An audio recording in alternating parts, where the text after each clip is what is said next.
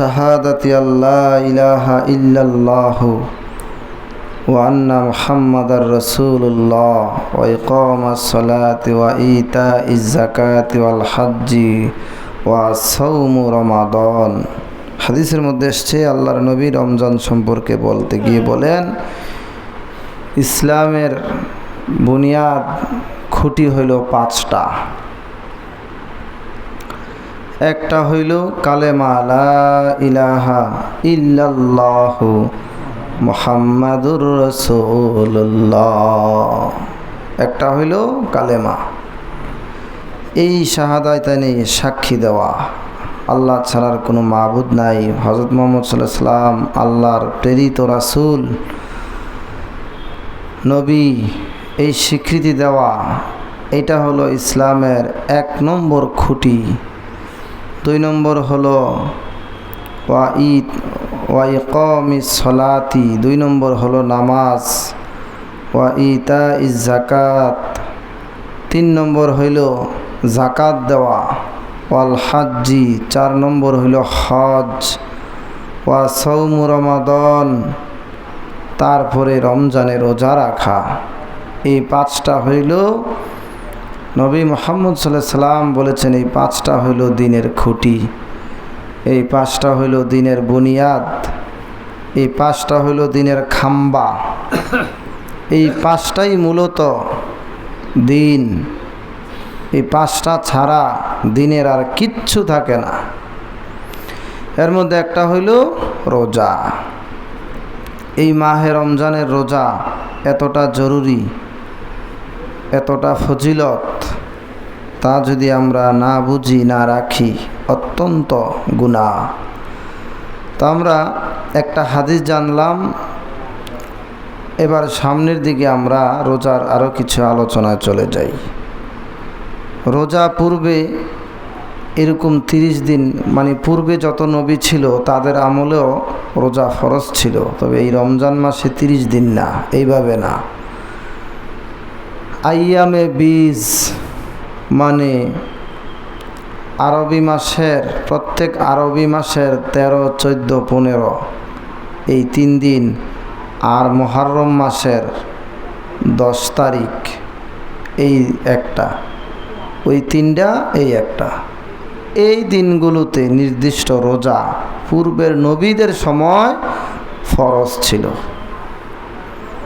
আর রাখত। আমাদের নবী মুহাম্মদ সাল্লাল্লাহু আলাইহি সাল্লামের আমলে কি করা হলো, রমজানকে নিয়ে আসা হলো, এই রমজান মাসে রোজাকে নিয়ে আসা হলো এই রমজান মাসে। আর আইয়ামে বীজের যেই 3 রোজা, প্রত্যেক মাসের 13, 14, 15 আরবি মাসের 13, 14, 15 তারিখের রোজা, এটাকে নফল করে দেওয়া হলো। আর মুহররমের রোজাকে ফরজের পরিবর্তে সুন্নত করে দেওয়া হলো, বা নফলের মতো করে দেওয়া হলো। ওইটা আর এখন ফরজ নাই, আর ফরজ হয়ে গিয়েছে এই মাহে রমজানের রোজা। সুবহানাল্লাহ। সেই মর্মে আমরা হাদিসে যেতে পারি, আল্লাহর রাসূল মদিনায় গিয়ে দেখলেন ইহুদিরা রোজা রাখছে। ইহুদিরা মানে এখন যে ইহুদিরা আছে না, ইহুদি ধর্মের লোক, ইহুদিরা রোজা রাখছে। তো নবী সাল্লাল্লাহু আলাইহি সাল্লাম ইহুদিদের রোজা দেখা, তাদের হাদিস এসছে যে এইভাবে, সমস্ত ইহুদিদেরকে তোমরা ডেকে আনো, একত্র করো, খবর লও, জিজ্ঞাসা করো, হে ইহুদিরা তোমরা রোজা রাখো কেন? কে দেখে মুহররমের 10 তারিখ তারা রোজা রাখছে, তোমরা রোজা রাখলা কেন ইহুদির গোষ্ঠী? তো ইহুদিরা বলল যে আল্লাহ তাআলা এই মুহররমের 10 তারিখ মুসা নবীকে সমুদ্র পার কইরা ওই পার পাঠাইছে, বাঁচাইয়া দিছে, আর কুখ্যাত ফেরাউনকে পানিতে ডুবাইয়া ধ্বংস করছে। তো এই যে ফেরাউনকে ধ্বংস করলো আর মুসা নবীকে বাঁচাইলো, তাই আমাদের নবীকে যে বাঁচাইলো এই দিনে এই 10 তারিখ এই ঘটনাটা ঘটছে। এই শুকরিয়ায় আমরা মুহররমের 10 তারিখ রোজা রাখি। এই হলো ইহুদিদের ভাষণ। নবীজি সুন্নাহ বললেন, খলিফুল ইয়াহুদ আল মুশরিকিনা, তোমরা মুশরিক ইয়াহুদি তাদের বিরোধিতা করো। তো বিরোধিতা করলে কি করতে হবে? কয় মুহররম মাসে রোজা একটা না 2টা রাখো। কয়টা? 9 তারিখ 10 তারিখ। এখন আমাদের আইন হলো মুহররম মাস আসলে নফল বা সুন্নত। পূর্বের নবীদের আমলে ফরজ ছিল, আমাদের নবীর আমলে এটাকে নফল বা সুন্নত করা হয়েছে। এও 2টা। কয়টা? এই কারণে 2টা যে ইহুদিদের সাথে যাতে কোনো প্রকার সাদৃশ্য না থাকে, মিল না থাকে। ইহুদিদের বিরোধিতার কারণে ইহুদিদেরকে ডিনাই করার জন্য 2টা রোজা রাখা, মুহররমের 9 তারিখ 10 তারিখ। আর প্রত্যেক আরবি মাসের 12 মাসই প্রত্যেক আরবি মাসের 9, 13, 14, 15 ওইখানেও অনেকে রাখে। এটাও নফল করা হয়েছে। এই রোজাগুলো পূর্বের নবীর আমলে ফরজ ছিল। সুবহানাল্লাহ। আমাদের নবীর আমলে এই সবগুলোকে নফল করা হয়েছে, আর মাহে রমজানে রোজা ফরজ করা হয়েছে। সুবহানাল্লাহ। তাহলে এই যে বড় বড় ইতিহাসগুলো প্রত্যেকটি জিনিসকে কেন্দ্র করে তাফসীরের মধ্যে, হাদিসের মধ্যে আছে, এগুলো আমাদেরকে খুলে খুলে জানতে হবে। তাই এই বিষয়গুলো এই রোজার সাথে সম্পৃক্ত। এবার আমরা চলে যাব রোজার আরও কিছু ইতিহাসে। মাহে রমজানের মক্কায় থাকতে যাইছিল, মদিনায় গিয়ে রমজানের রোজার 3টা নিয়ম পরিবর্তন হয়। কয়টা? 3টা। একটা হইল এই আশুরার দিনে রোজা রাখা হইতো, এটা পরিবর্তন করা হয়। 2 নম্বর হইল প্রথম যুগে রোজা যখন ফরজ করা হয়েছিল এইভাবে পুরা মাস রাখছিল না, কিছু কম বেশ মানে ইচ্ছে স্বাধীন রাখা হয়েছিল। এই আইনটা পরিবর্তন করা হয়, করে পুরা 30 দিন রোজা রাখার আইন করা হয়, বা 29 দিন যতদিনে আছে। পুরা রোজার মাস রোজা রাখা বাধ্যতামূলক এবং ফরজ করা হয়। সুবহানাল্লাহ। 2টা নিয়ম। আরেকটা নিয়ম হইল, প্রথমে যারা রোজা রাখতো তারা মনে করতো রাতে সারা সময় পরে খাইয়া ঘুমাইলে পরের দিন মাগরিবের আগ পর্যন্ত আর কিছু খাওয়া যায় না। এটা একটা প্রচলন ছিল, কিন্তু এইটাও পরিবর্তন করা হয়। কইরা নবীজি হাদিসে কি বললেন যে ওই হাদিসটার মধ্যে বললেন যে ফাসলুম মা বাইনা সিয়ামিনা ওয়া সিয়ামি আহলিল কিতাবি উকলুহুস সাহরি। নবীজি বললেন তোমরা সেহরি খাও। তার কারণ কি? ইহুদিরাও রোজা রাখে। ইহুদিদের রোজায় আর আমাদের রোজায় পার্থক্য হইল সেহরি। ইহুদিরা সেহরি খায় না, আমরা সেহরি খাই। সুবহানাল্লাহ। এটাও হাদিস। তো এই যে 3টা নিয়ম পরিবর্তন হলো, এইটাও রোজার সাথে সম্পৃক্ত ইতিহাস। বলি আলহামদুলিল্লাহ।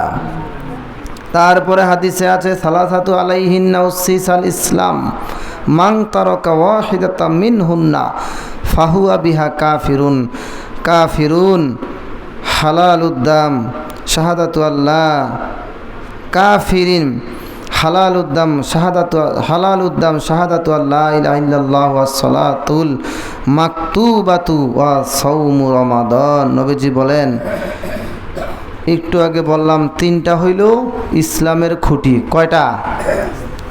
3টা। 5টা। একটু আগে বললাম বুনিয়াল ইসলামু আলা খামসিন, 5টা। তো 5টা হইলে এই হাদিসে দেখেন সালাসাতু আলাইহিন্না উসসিসাল ইসলাম, ইসলামের অন্যতম বুনিয়াদ হলো 3টা। কয়টা? আগের হাদিসে আসছে 5টা, এখানে আসছে 3টা। মান তারাকা ওয়াহিদাতাম মিনহুন্না ফাহুয়া বিহা কাফিরিন হালালুদ্দাম। এই 3টার একটাকে যে তরক করবে সে কাফের হয়ে যাবে। 3টার একটাকে যে তরক করবে সে কি হবে? কাফের হয়ে যাবে। হালাল উদ্দাম, তাকে হত্যা করা মুসলমানের জন্য জায়েজ হয়ে যাবে। তিনটা কি? একটা হলো শাহাদাতু আল্লাহ ইলাহা ইল্লাল্লাহ, ওই যে কালেমা। এই কালেমা যে অস্বীকার করবে সে কাফের হয়ে যাবে, তাকে হত্যা করা ওয়াজিব হয়ে যাবে। ওয়াস সলাতুল মাকতুবাতু, এবং নামাজ, ফরজ নামাজ, নামাজ বলতে ফরজ নামাজ, মাকতুবা মানে ফরজ, ফরজ নামাজ যে অস্বীকার করবে সে কাফের হয়ে যাবে। ওয়া সৌমু রমাদান, আর রমজানের রোজা যে তরক করবে সে কাফের হয়ে যাবে। চিন্তা করছেন? এখানে সূক্ষ্ম বিষয়টা হলো তরক, মান তারকা সলাতা মুতাআম্মিদান ফাকাদ কাফার। ইমাম আহমদ ইবনে হাম্বল রহমতুল্লাহ আলাইহি ব্যাখ্যা করেন যে কেউ যদি নামাজ তরক করে সে কাফের। ইন্না তারিকা সলাতা ইউকাফফার ওয়া ইউকতালু মুরতাদ্দা, তার মত হইল বেনামাজি কাফের মুরতাদ, তাকে হত্যা করা ওয়াজিব। ইমাম শাফি, ইমাম মালিক, ইমাম বুখারী তাদের মত হইল কাফের না মুরতাদ নয়, তাকে হত্যা করা ওয়াজিব। আর হানাফি মাযহাবের মত হইল না, কাফেরও নয় মুরতাদও নয়, হত্যাও করা যাবে না। যে ব্যক্তি নামাজ পড়ে না তার জন্য 5 বেত, এক ওয়াক্তের জন্য 5 ওয়াক্তের জন্য 25টা বেত্রাঘাত করতে হবে। এই হলো 4 মাযহাবের মত। আর এই যে মান আঙ্কারা, অ্যাঙ্কার করা, অ্যাঙ্কার মানে হলো তরক না। একটা হইল নামাজ ইমান আনছি, মুসলমান দাবি করি, নামাজ পড়ি না, বিশ্বাস করি, কি করি? বিশ্বাস করি যে নামাজ ফরজ, আল্লাহ করছে, নবীর হুকুম পড়তে হবে, মানি, পড়ি না, আমি নিজে অপরাধী। এই ব্যক্তিকে কাফের বলা যাবে না, সে ঈমানদার। কিন্তু যে নামাজ পড়ে না, বিশ্বাসও করে না, মানে নামাজ ফরজ বিশ্বাসও করে না, সেই ব্যক্তি কাফের হবে। ওই যে সালাসাতু আলাইহিন্না উসসিসাল ইসলাম, মান তারাকা ওয়াহিদাতা মিনহুন্না, অবিশ্বাস করবে যে সে কাফের হবে। এটা না, এখানে তরকের অর্থ হইল অস্বীকার করা। অস্বীকার যে করবে সে কাফের হবে। আর বিশ্বাস কইরা যে পড়বে না সে সর্বনিম্ন স্তর ঈমানদার এবং একদম ফাসেক, কবিরা গুনাহগার হয়ে থাকবে। ঠিক রমজানেও এই একই বিষয়, নামাজ, কালেমা, রোজা। নামাজ, কালেমা, রোজা, এই তিনটাকে আলাদা এখানে কেন বলা হইল আগে সেটা বলি।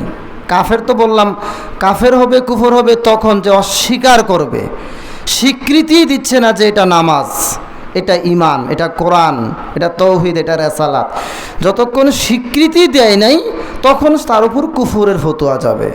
আর যদি স্বীকৃতি দেয় যে যা এটা ঠিক আছে মানি, কিন্তু আমার পড়া কপাল আমি পড়তে পারি না, তখন সে ফাসেক হবে। আচ্ছা, প্রথমের হাদিসে আসলো ইসলামের খুঁটি 5টা। কয়টা? এই হাদিসে আসলো 3টা। কয়টা? কারণটা কি? কারণটা হইল এই 3টা, প্রথমে যে 2টা আছে, 5টা আছে, এই 5টায় 2টা জিনিস আছে, রোজা, হজ আর জাকাত। এগুলো কিন্তু সবার জন্য না। হজ আর জাকাত কি গরিবের জন্য আছে? বড় লোকের জন্য।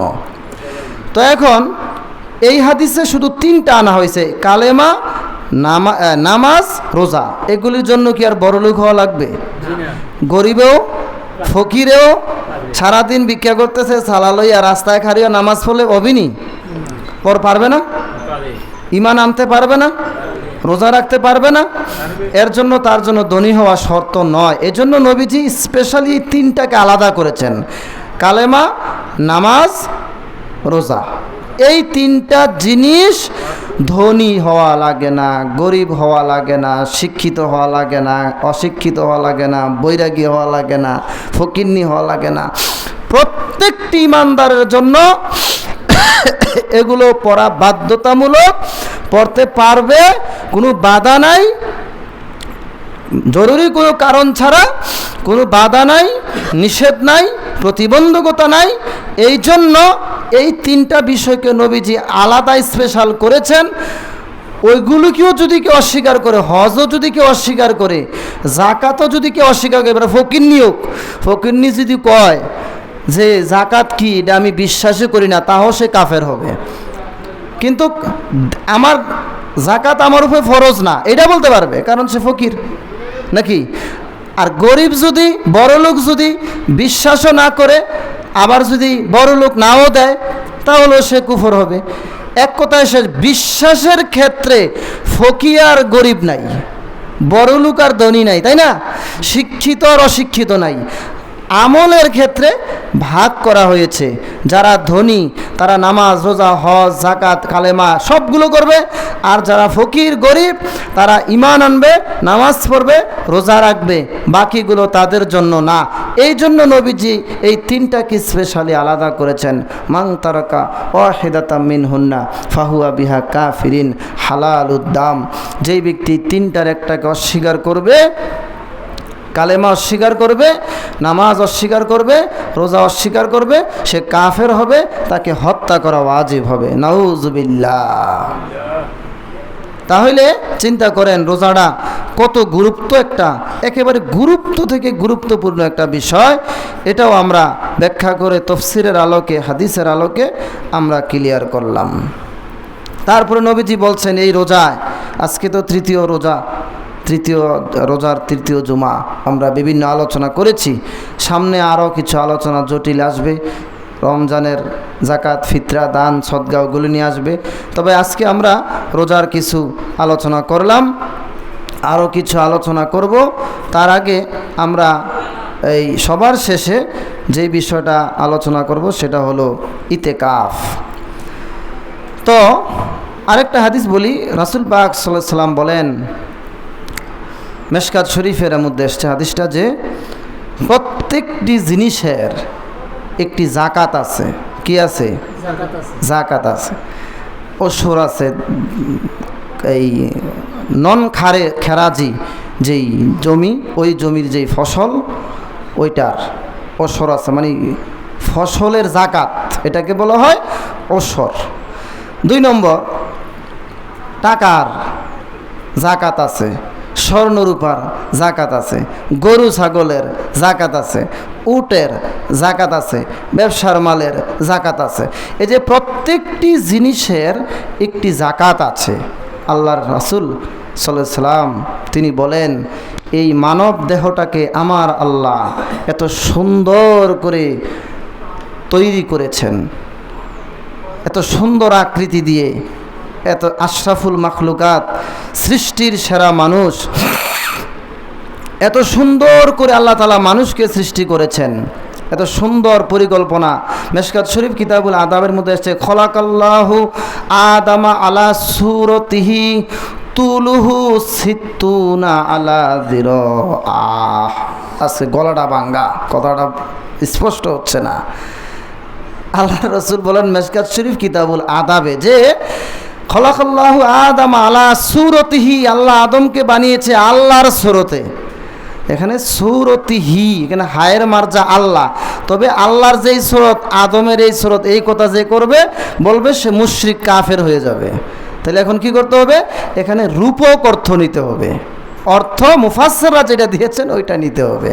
অনেক মানুষ আছে তারা করবে কি জানেননি, আমি সব সময় এই কথাটা বলি, একটা হাদিস পাইলো আর এটার উপর আমল করা শুরু করে দিল, ব্যাখ্যা নাই, তাফসীর নাই, ফুকাহে কেরামের মত নাই, ১,৫০০ বছর আগে হাদিসের উপর কী কী আমল করা হয়েছে তার খবর নাই, ফট করে হাদিস একটা পাইলো, বাস এর উপর নিজে একটা ডিসিশন দিয়ে দিল। এটা সম্পূর্ণ নাজায়েজ কাজ। দর্শে নেজামি, ওলামায়ে কেরাম, হাদিস উসুলবিদ, ফেকাবিদ সবার মত হইল কোরআনের আয়াত আর হাদিস আপনি পাইছেন, আর ব্যাখ্যা তর্জমা বিশ্লেষণে না গিয়া এই আয়াতের উপর আপনি নিজেও বিজ্ঞ আলেম না, এই আয়াতের উপর আপনি ডিসিশন দিয়ে দিলেন, এটা সম্পূর্ণ নাজায়েজ কাজ, ভুল কাজ, গুনার কাজ। এইটার উপর ডিসিশন দিতে হবে হাদিস বিশারদ যারা, আয়াত বিশারদ যারা, মুফাসসির যারা, মুহাক্কিক আলেম যারা 500-700 বছর আগে ব্যাখ্যা করে গেছেন, এই নির্ভরযোগ্য 2-10 জনের ব্যাখ্যা ফলো করে তারপরে ডিসিশন দিতে হবে। এটা হলো ক্লিয়ার কথা। তো খলাকাল্লাহু আদম আলা সূরতিহি, একজন ভণ্ড, ওই যে টনটন যে বাজায় জাম্বুরা টাম্বুরা চট্টগ্রামে আছে না, সে আমার স্পষ্ট কইতেছে আমার আগের মসজিদে কুমিল্লা যে আল্লাহর যেই সুরত আদমের এই সুরত, কন্যা নাউজুবিল্লাহ। কোথায় আছে? হাদিসে আছে, একেবারে স্পষ্ট। তো হাদিসে তো ঠিকই আছে, একেবারে হাদিসে আছে। এইটু পরে আপনি চাইলে দেখা দিতে পারবো, মিশকাত শরীফ কিতাবুল আদাবে আছে, বুখারী মুসলিমের হাদিসগুলো দিয়ে কিতাবুল আদাবটা সাজিয়েছেন মিশকাত শরীফে। তো খলাকাল্লাহু আদম আলা সূরতিহি, এই যে সূরতিহি, আল্লাহর সূরত মানে হচ্ছে আল্লাহর বিশেষ পরিকল্পনা। 11টা ব্যাখ্যা করা হয়েছে এখানে। সূরতিহির ব্যাখ্যা কি এটা? ভুলেও একটাও না এখানে যে আল্লাহর যেই সূরত আদমের এই সূরত, মানে হইল আল্লাহ আদমকে মানুষকে বানাইতে গিয়া সুন্দর পরিকল্পনা করেছেন। সুবহানাল্লাহ। তার চোখ কই হবে, কান কই হবে, নাক কই হবে। এখন যদি চোখ যদি পিছনে দিত তাইলে একটা 14 জায়গায় ঘুরতে হইতো একটা জিনিস দেখতে। নাক যদি নিতে ভূগোলের তলে, তাই না? এরকম হইতে পারতো না? নাক যদি দিত ভূগোলের তলে, তাহলে ভূগোল আলগি দিয়া কাপড় চোপড় খুললা খানার ঘান নেওয়া লাগতো না? এরকম অসঙ্গতি যেন না হয়, আমার আল্লাহ সুন্দর শৃঙ্খল পরিকল্পনা করে আদমকে সৃষ্টি করেছেন, তারই সন্তান আমরা। সুবহানাল্লাহ। কথায় কথায় চলে আসলো, বলে দিলাম। তো আল্লাহ রাসূল বললেন এই সুন্দর দেহটা আল্লাহ যে সৃষ্টি করলেন, এই দেহটার যাকাত হইল মাহে রমজানের রোজা। সুবহানাল্লাহ। সব জিনিসের যাকাত আছে। মাহে রমজানের রোজা হইল মানব দেহের যাকাত। এত সুন্দর করে বানাইছে, সুস্থ সবল এই শরীরের যাকাত। আল্লাহ তাআলা আমাদেরকে এই রোজার সবকটা আমল করার তৌফিক দান করে, সবাই বলি আমিন। এবার আমরা চলে যাব ইতিকাফ। আজকের সন্ধ্যা থেকে, মানে মাগরিবের আগে আসরের পর থেকে ইতিকাফ শুরু। আপনারা 2 জন বসবেন না? হ্যাঁ, ইনশাল্লাহ আপনারা 2 জন বসবেন। আল্লাহ কবুল করুন, সবাই বলি আমিন। তাহলে এই ইতিকাফটা জরুরি, ঠিক আছে? ইতিকাফটা গুরুত্ব দিতে হবে। আল্লাহ রাসূল হাদিসে বুখারী শরীফের মধ্যে স্পষ্ট হয়েছে, আন ইবনে উমর, আব্দুল্লাহ ইবনে উমর রাদিয়াল্লাহু তাআলা আনহু قال كان رسول الله صلى الله عليه وسلم ইয়াতিকাফুল আশরুল আওয়াখির রমাদান। ইবনে উমর রাদিয়াল্লাহু তাআলা আনহু তিনি বর্ণনা করেন, আল্লাহর হাবিব সাল্লাল্লাহু আলাইহি ওয়াসাল্লাম তিনি প্রত্যেক রমজানের শেষ 10 দিন মসজিদের ভিতরে ইতিকাফ করতেন। কন্যা সুবহানাল্লাহ। কি করতেন? ইতিকাফ করতেন। ইতিকাফ অর্থ হইল অবস্থান করা। কি করা? পাঞ্জাগানা মসজিদ, জামে মসজিদ, জুমার মসজিদ, এই মসজিদগুলোতে আপনাকে পুরুষ হইলে মসজিদের যে কোনো একটি নির্দিষ্ট স্থানে বসে অবস্থান করার নাম হলো ইতিকাফ। রমজানের শেষ 10 দিন 12 মাসই করা যায়। আপনি এখনও যদি আজকেও করতে চান সব হবে, তবে নফল কি আর মান্যতের ইতিকাফ যেটা, ওইটা হলো ওয়াজিব। ওইটা কি? আর রমজানের শেষ 10 দিন যেটা, এটা সুন্নত, এটা করতেই হবে। এবং কি সুন্নতে মুআক্কাদায়ে কেফায়া, এই যে কেফায়া শব্দটা এসেছে যথেষ্ট। ওয়াজিবে কেফায়া আছে, ফরজে কেফায়া আছে, এটা সুন্নতে মুআক্কাদায়ে কেফায়া। এবং এটা নিয়ে আরও আরও দামি আমলের কথা বলা হয়েছে। তো এখন পুরা সমাজের সবার উপর আইন ইতিকাফ করা, সবার উপর কি আইন। কিন্তু সবার পক্ষ থেকে 1-2 জনে যদি করে, সবার পক্ষ থেকে আদায় হয়ে যাবে। কন্যা সুবহানাল্লাহ। তো এই ইতিকাফটা গুরুত্ব দিবেন। আর কিনা বলে আল্লাহ রাসূলের হাবিব সাল্লাল্লাহু আলাইহি সাল্লামের স্ত্রীগণ তারা ঘরের মধ্যে ইতিকাফ করত। মহিলারাও চাইলে ঘরের মধ্যে ইতিকাফ করতে পারবে, নির্দিষ্ট স্থানে বসে। এগুলোর মাসলা মাসাইল অনেক। অযথা কারণে বাহিরে যাওয়া যাবে না। টয়লেট, অজু, গোসল, এই প্রয়োজনগুলোর প্রয়োজনে কাপড় দেওয়া এগুলোর জন্য প্রয়োজনে আপনি বাইরে যেতে পারবেন। কারোর সাথে অযথা কথা না বলে আপনি মসজিদে চলে আসতে হবে। দুনিয়াবিরি কথা বলবেন না, দুনিয়ার স্বপ্ন খেয়াল রাখবেন না। আল্লাহর জন্য এই ইতিকাফে একটি কবুল হজের সওয়াব যদি পাইতে হয় তাহলে এই ইতেকাফটাকে স্বয়ং সম্পূর্ণ করে আদায় করতে হবে। আল্লাহ তাআলা কবুল করুক, সবাই বলি আমিন। যারা পরে আসছেন কবলাল জুমা 4 রাকাত আদায় করুন।